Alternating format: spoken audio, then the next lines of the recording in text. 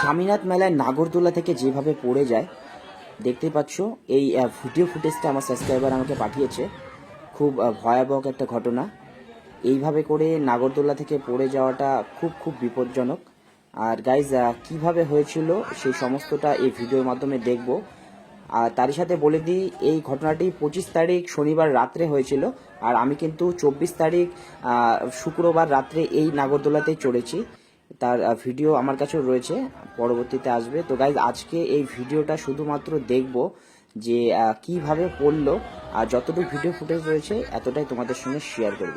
ভিডিওর শুরুতেই দেখতে পাচ্ছি নাগরদোল্লার যে ডিব্বা রয়েছে সেটা পুরোপুরিভাবে বেঁকে গেছে, উল্টো হয়ে গেছে।